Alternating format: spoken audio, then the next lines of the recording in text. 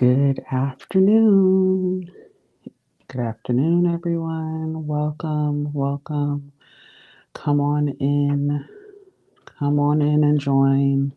We are on day 6 of our time of praying and fasting. We are spending time with God this week, really just kind of hearing what He's saying about us during this time, right? If anything, it's about us. It's not necessarily about anyone else. It's about us. It's about us getting clarity for us. It's about us getting clarity for our life. It's about us getting direction. It's about us, right? It's about us changing. It's about us transforming and being different people, right? That's the point of praying and fasting. These things only come out by praying and fasting. And I was just outside and, I was going to um, do the recording outside since I've been inside all week at work. And it was just so noisy. It was just so noisy. So I said, okay, I'll come back inside and I'll do it in here. But I'm just excited that we are almost at the end of this week of our time of praying and fasting, that we have been seeking the Lord. And yes, you hear a pipe dripping in the background. Um, so please, please, please, if you have been having a hard time, please make sure that you're in tune with what God is saying to you in this time. Make sure you're in tune to what, He has laid on your heart about your physical health and what you're able and capable of doing. I don't want anyone to push themselves beyond, you know, I don't want anybody to push themselves to go into the hospital, right, or getting sick. So, like I was saying the other day, I had a moment where I thought I was going to faint, and I had to eat like a cookie to kind of give me back, increase my blood sugar. So I just, want you guys to be aware and alert.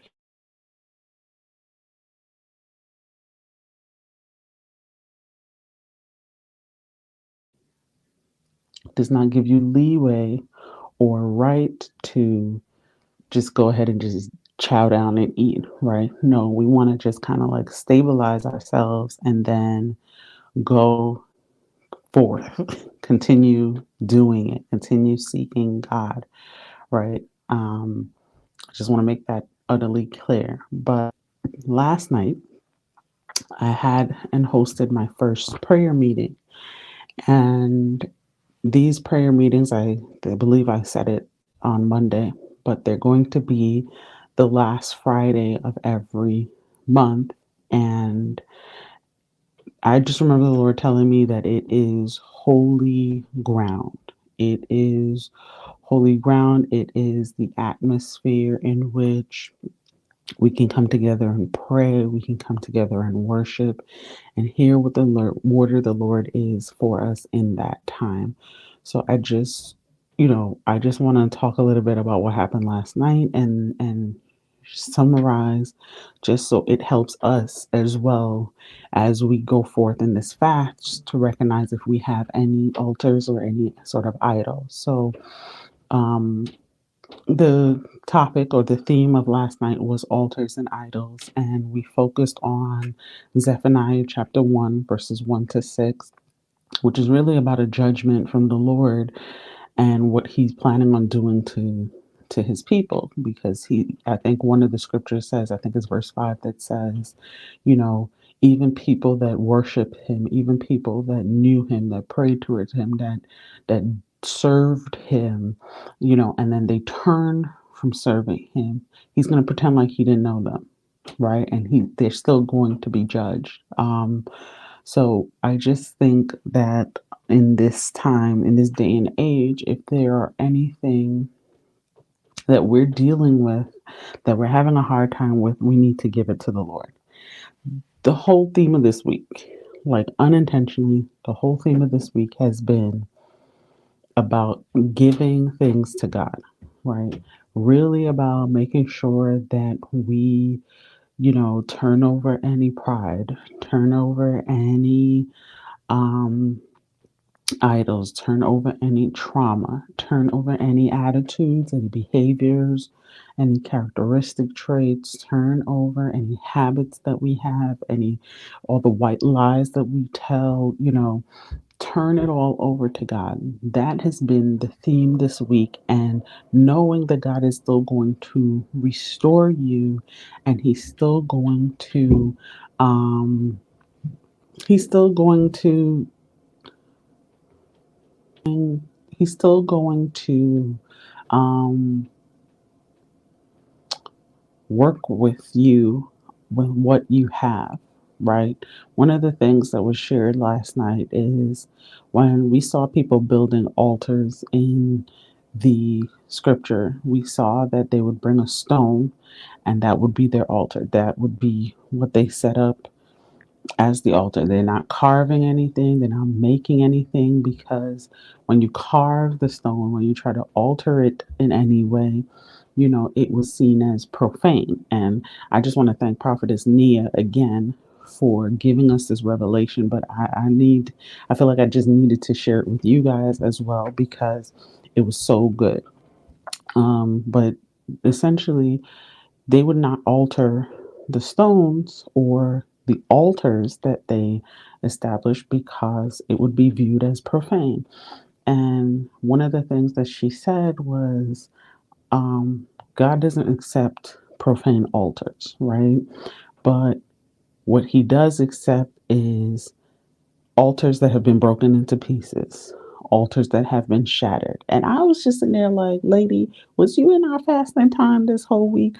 Because I talked about fragments at the beginning of this week. Anyway, so she said, you bring the stone, no matter how big, no matter how small, and God will bless it, because the altar was looked at as a place of worship. It's a place of remembrance. It's a place where there's an encounter with God, and the desire that God has for the altars that we are establishing is so that we can have a pure altar, and the altar can be a place of intercession, and it can be a place of forgiveness, and it can be a place of encounter, right? Encountering God.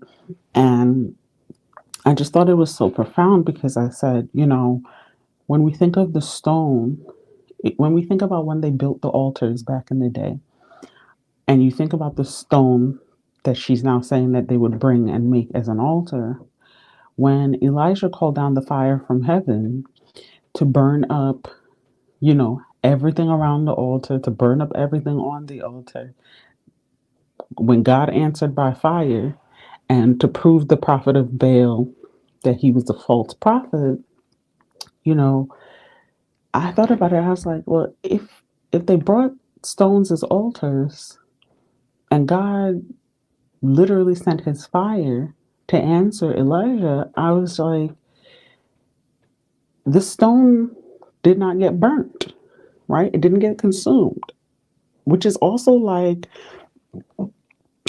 the three Hebrew boys. They did not get burnt, they did not get consumed. They were in the fire, but they didn't come out, we all know, didn't come out smelling like smoke. There was no third degree burns, no second degree, first degree, no degree burns. And really and truly, when you think about the altar, God tells you to bring yourself as a living sacrifice, right? He tells you to bring yourself um as a sacrifice before him. He considers your body as a temple, as a place of worship, as a place that can be established as an altar. And I just got this image in my head of seeing this large stone, got it coming down, answering by fire, and the stone being perfected, smooth, no grains, no nothing. And I think a lot of times we think we got to clean ourselves up. Just like she said last night, we got to clean ourselves up to bring ourselves before God. And God is like, no, I'm not looking for that.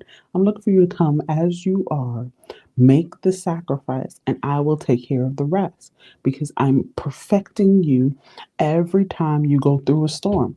Every time a stone is in a snowstorm, is in dry heat, is in rain, winds, anything like that. It's being smoothed, right? Iron sharpens iron. Every time another stone rub up another, or another stone rubs up against another stone, there's a smoothing process that happens, right?